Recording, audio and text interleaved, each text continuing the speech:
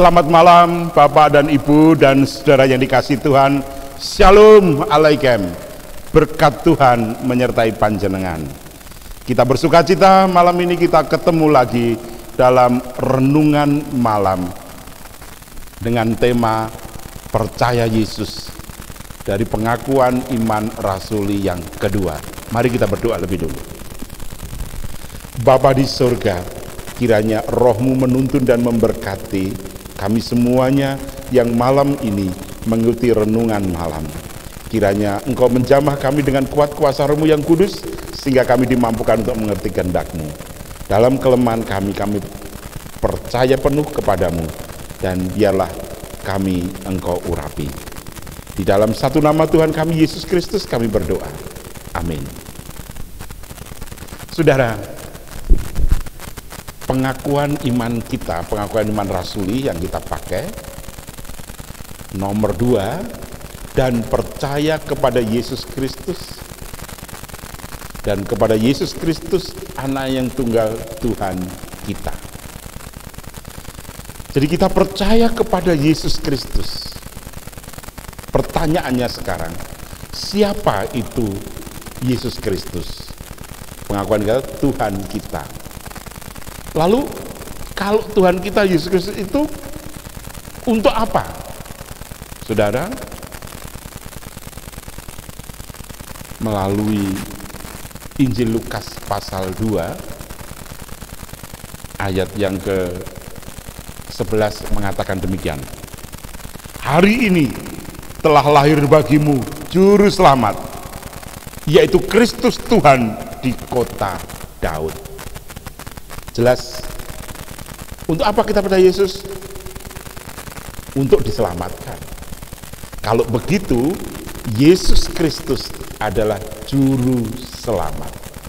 Jadi kalau kita percaya kepada Yesus, itu karena Yesus juru selamat. Berarti Yesus Kristus yang kita percayai itu yang menyelamatkan kita. Dari apa? Dari kuasa dosa. Paulus memakai 3 istilah untuk proses penyelamatan. Yang pertama adalah penebusan. Kita ini sudah ditebus. Dari mana? Dari dosa. Kita yang memberontak Allah, kita dihukum oleh Allah, kita jatuh dalam dosa, kita dikuasai dosa, sekarang ditebus oleh Tuhan Yesus. Istilah yang kedua itu pendamaian. Ini dari latar belakang keluarga.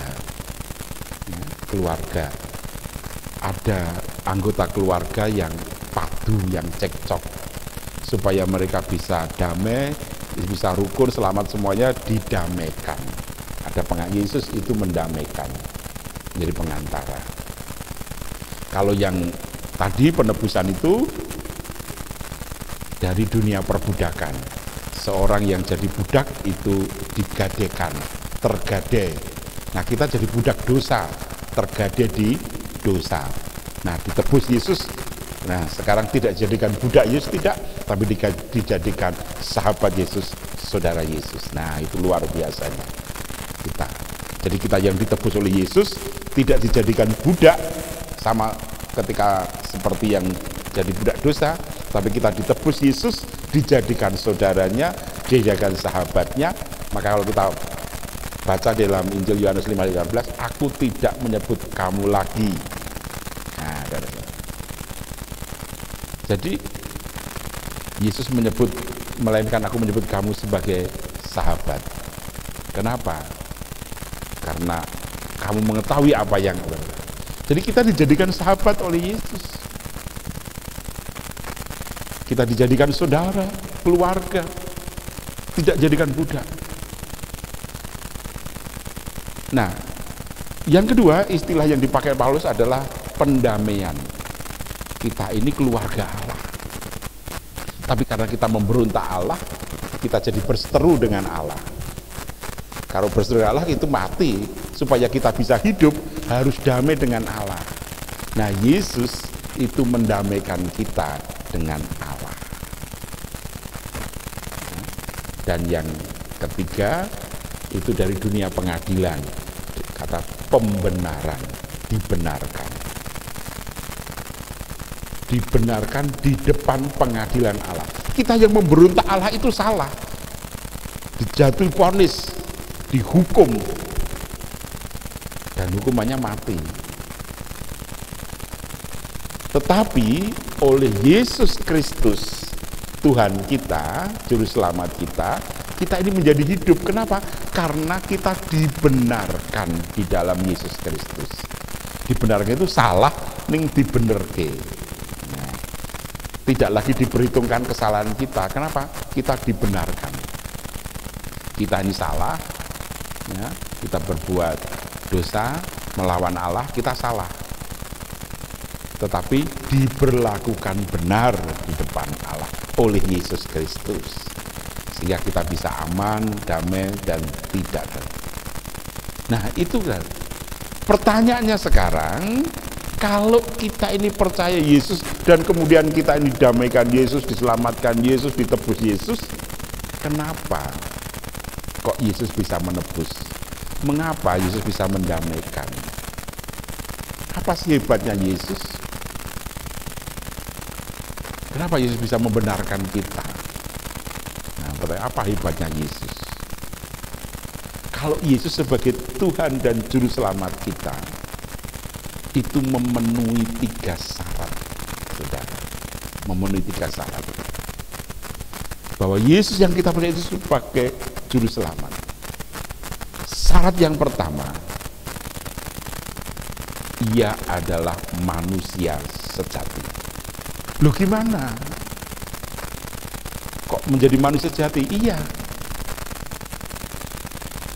Yang bersalah, yang berdosa itu adalah manusia. Maka yang bertanggung jawab, yang bertanggung jawab atas kesalahan, atas dosa itu ya manusia itu sendiri. Tidak bisa yang salah manusia kok yang suruh tanggung jawab kambing, nggak bisa.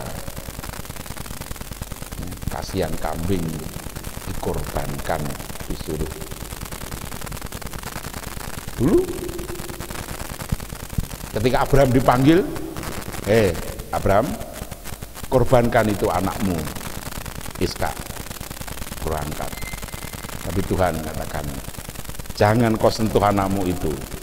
Tapi lihatlah, begitu Abraham menoleh, ada kambing jantan yang tanduknya tersangkut di semak-semak belukar.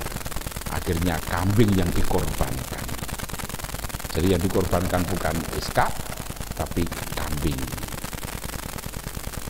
Itu sampai hari ini. Ya. Jadi sudah jelas sekali bahwa yang tanggung jawab atas dosa, atas kesalahan manusia, ya harus manusia sendiri. Nah, karena itulah maka Juru Selamat itu harus memenuhi satu unsur, yakni manusia sejati. Jadi dia bukan manusia-manusianan. Karena apa? Karena dia harus mempertanggungjawabkan dosanya, dia harus mempertanggungjawab kesalahannya, dia harus menghadapi pengadilan Allah. Lalu yang salah manusia, yang harus dihukum ya manusia. Yang dihukum ya harus manusia. Karena itu yang bertanggung jawab adalah manusia.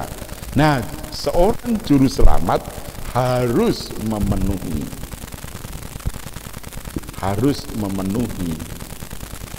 satu syarat yang pertama, yaitu manusia sejati.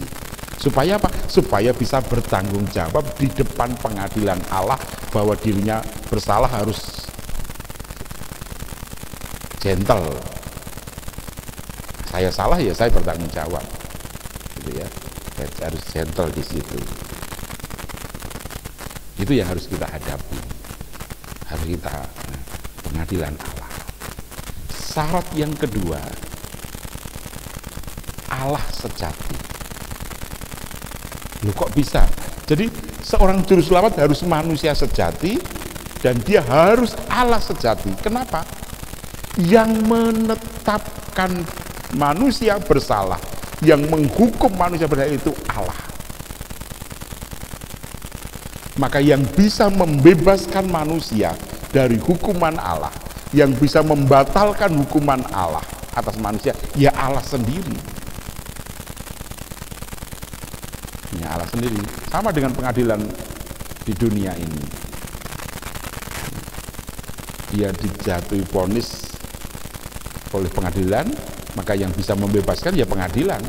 Nah.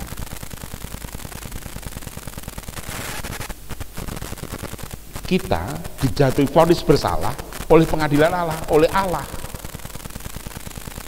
Maka yang bisa membatalkan hukuman itu, yang bisa membatalkan cap bersalah itu adalah Allah sendiri. Karena itulah maka syarat yang kedua, seorang juru selamat haruslah Allah sejati. Supaya apa? Supaya bisa menjadi pengantara, supaya bisa menebus, supaya bisa membenarkan manusia tadi. Jadi seorang juru selamat harus manusia sejati, Allah sejati, sehingga dia bisa membatalkan hukuman Allah. Syarat yang ketiga, tanpa dosa. Apakah Yesus itu manusia sejati? Ya, karena dia lahir dari seorang wanita.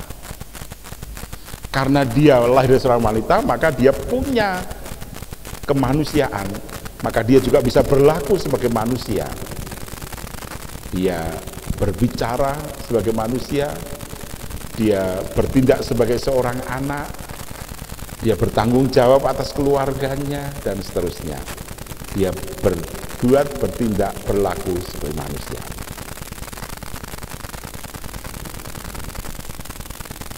Tetapi yang diselamatkan adalah manusia yang berdosa. Maka yang menyelamatkan manusia haruslah manusia yang tidak berdosa. Manusia berdosa tidak bisa menyelamatkan yang berdosa. Yang bisa menyelamatkan manusia yang berdosa adalah yang tidak berdosa. Di Alkitab disebut nggak mungkin orang buta menuntun orang buta. Wong buta tuntun-tuntunan. Di sini ya tubruk-tubrukan kan gitu. Jadi dia harus tanpa dosa. Apakah Yesus tanpa dosa? Iya. Karena jelas bahwa Yesus lahir bukan karena hubungan seksual seorang laki-laki dan perempuan, tetapi karena karya Roh Kudus. Bahkan kalau kita baca dalam Alkitab, setelah Yusuf tahu bahwa Maria hamil dari Roh Kudus, maka Yusuf tidak berhubungan badan sampai Yesus dilahirkan. Jelas ibu saudara. Jadi dengan demikian, adanya Yesus itu bukan karena manusia laki-laki dan perempuan, tapi karena sabda Allah. Karena itulah Injil Yohanes 1 ayat 1 mengatakan, pada mulanya adalah firman, dan firman itu adalah Allah, dan firman itu bersama-sama dengan Allah. Ya, pada mulanya adalah firman. Jadi manusia yang tidak berdosa, dialah yang bisa menebus manusia yang berdosa. Nah, Yesus memenuhi 3 syarat ini. Syarat pertama adalah manusia sejati. Kenapa? Dia bisa bertanggung jawab. Yang dosa, yang salah adalah manusia, maka dia harus bertanggung jawab di hadapan Allah. Allah sejati. Kenapa? Yang bisa melepaskan hukumnya Allah, maka dia menjadi Allah sejati. Maka supaya dia bisa menebus, ia harus tanpa dosa, karena yang ditebus adalah orang yang berdosa. Nah, Yesus memenuhi 3 syarat. Siapapun yang memenuhi 3 syarat ini, dia adalah juru selamat kita, dan itu hanya ada di dalam Yesus Kristus. Karena itulah saudara yang dikasihi Tuhan, malam hari ini aku percaya kepada Yesus Kristus dan kepada Yesus Kristus, Anaknya Tunggal Tuhan kita. Kenapa kita percaya? Karena kita yakin betul bahwa kita ditebus oleh Yesus. Kita yakin betul bahwa Yesus adalah Tuhan kita, Juru Selamat kita. Sehingga di dalam Yesus Kristus itulah kita memberi keselamatan. Dan dengan demikian, di dalam Yesus Kristus itu kita mendapatkan jaminan hidup kekal.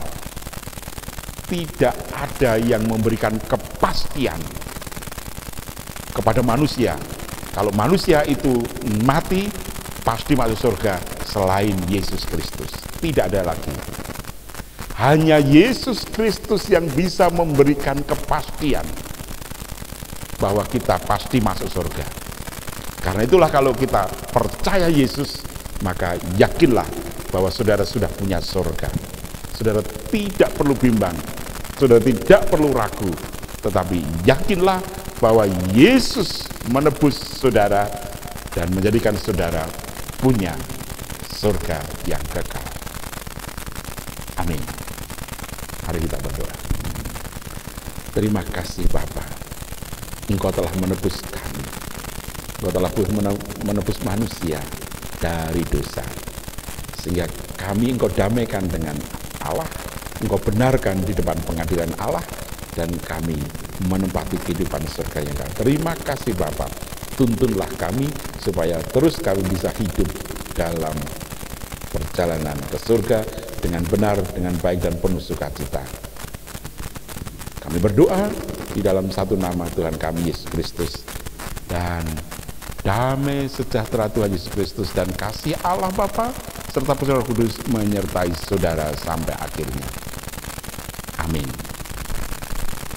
Kita akan akhiri dengan satu pujian dari Kidung Jemaat 64 bait pertama dan kedua.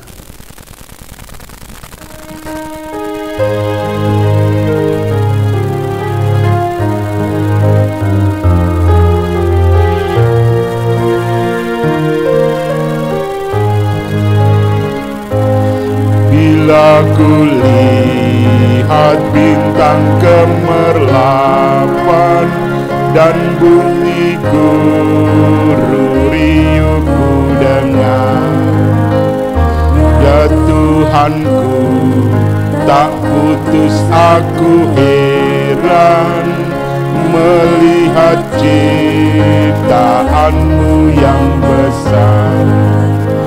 Maka jiwaku pun memujimu, sungguh besar Kau Allahku.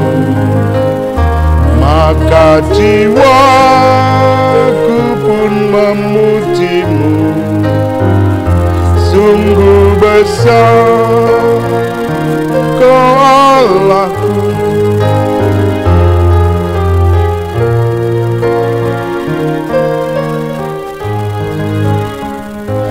Ya Tuhanku, apabila ku renungkan pemberian dalam penebus, ku tertegun bagiku dicurahkan oleh Putra darahnya kudus. Maka jiwaku pun memujimu, sungguh besar Kau Allahku. Maka jiwaku pun memujimu, sungguh besar Kau Allahku. Terima kasih, sampai bertemu pada persekutuan doa Rabu malam. Jangan lupa pakai masker, jaga jarak, dan jauhi kerumunan, serta tinggal di rumah.